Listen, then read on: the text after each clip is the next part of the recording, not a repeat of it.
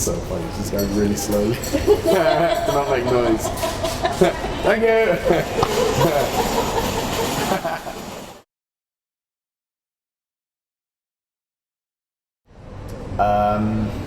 Wow. I think I was at like a French school, and there was a piano in the school, and I realized that when I was at the school, because I was also training right next to the school, like for table tennis, I realized that I actually had more fun playing on the piano and singing, and having an audience of 5 French girls. I enjoyed that slightly more than in the table tennis hall with 5 French boys who are all very sweaty, like myself. I like that as well, but I preferred making music with my audience of 5 French girls. You know some French then?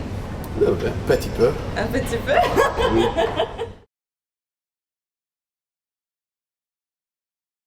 Yeah, I like improving at things. Like a challenge? Yeah, for sure. I think if I know I can do something better, then that excites me, and I want to try and get better at it and figure out how to get better. I think the first, probably the first studio session I ever did was with a guy called Nick Bennett, who's really good, like masterer. He does masters, like mixing notes. And he kind of had faith in me, like early years, to like just let me record in the studio. I was like 16 at the time. Yeah. And we recorded 3 songs, and it was the first time I'd ever properly recorded on in a proper studio. And like it was all for free. Like he just believed in you. Yeah, he just believed in me, and that was probably one of the best musical moments of my musical journey. You know, like being able to record. What were those 3 songs? So one was called Fight, and that was a kind of like bluesy kind of vibe. And it was, there are times I want to give up, times I want to fight, times where it seems like maybe what I'm doing isn't right. It was like that kind of vibe. And then, man, it was so long ago.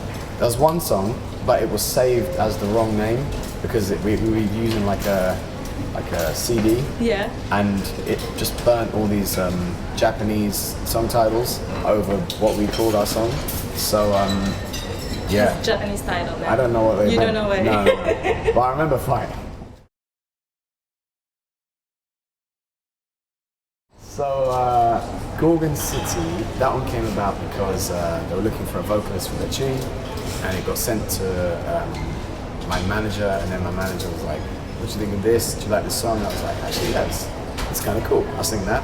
With Wookie, we wrote, well, he's actually really into old soul music, so we kind of bonded over that one.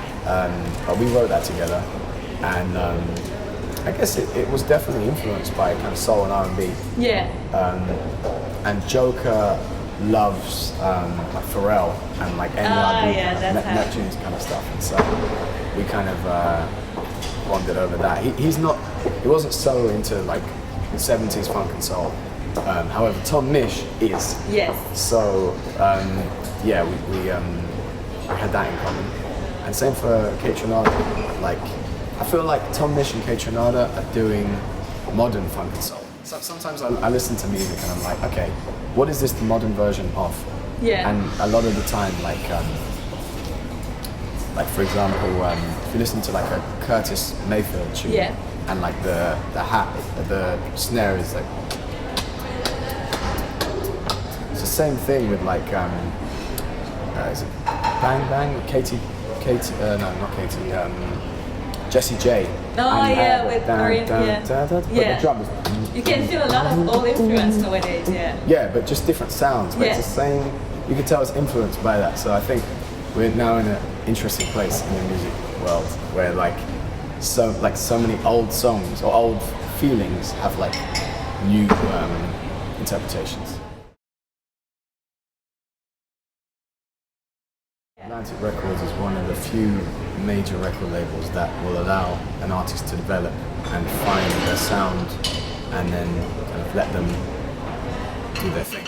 So I started doing like co-writing. I got some management, and then I started writing songs with other people. And then one of the songs that I wrote got sent to someone at Atlantic Records. Okay. And then he was like, I want to meet you and hear some songs. And I was like, I've only written 3 songs. Are you sure you want to do that? And he was like, yeah, sure, why not? So I went into the Atlantic office with my acoustic guitar. I'd only been playing for like 6 months. And then I played them the song. It was like 2.5 songs actually. Yeah. So I played them like a bit of one song. And then they were like, yeah, cool. Let's sign a deal. It was pretty straightforward.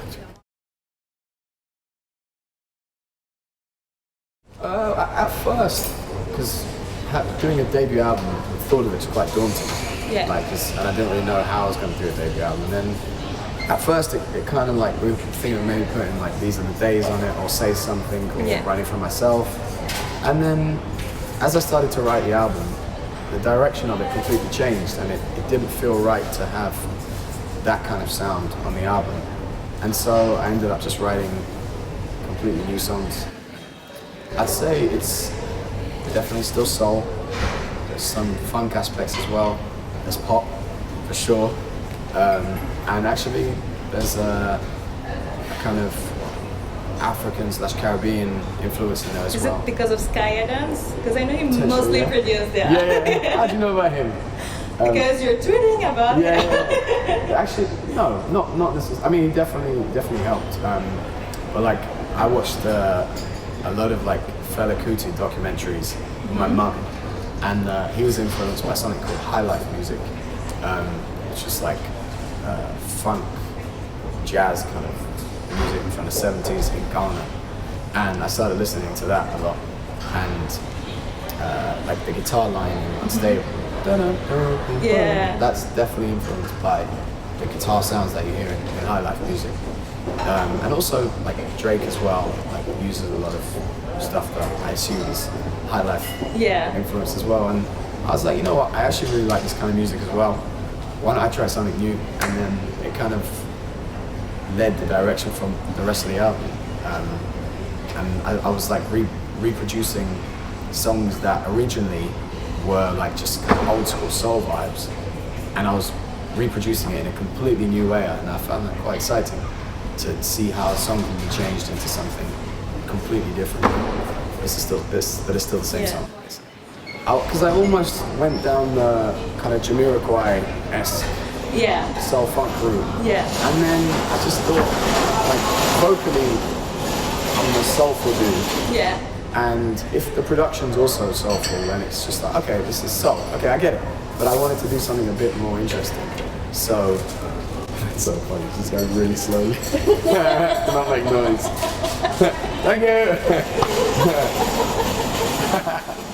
With Everybody Needs Love, it definitely fitted in with the... It fitted in... Shut up!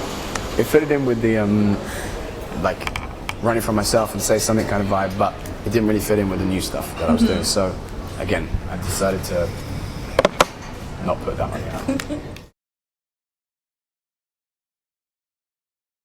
There's a guy called Caslow, who has written some really awesome songs like Snake Hips and...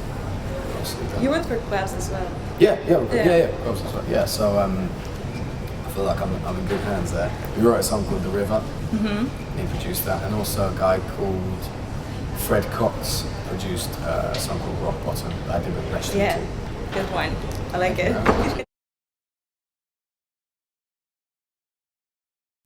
Wow, okay. The last song I wrote was All I Ever Do Is Say Goodbye, which, that was the last song I did. The first song I did was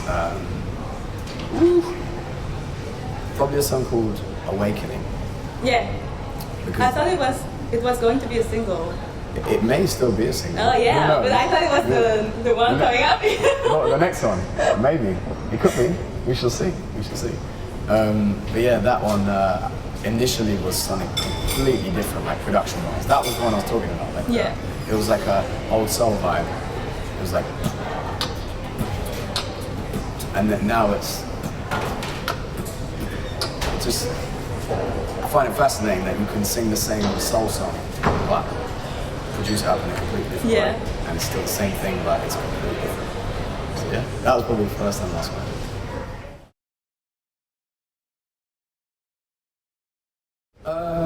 For sure. I mean, when you're there, you're exposed to the kind of music they're listening to. The people playing drums and the way they play, I suppose.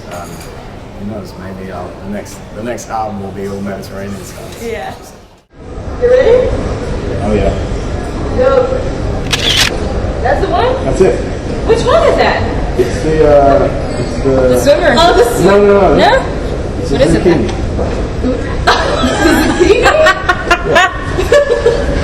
Okay, that's a good one. Do you use that one? Is that?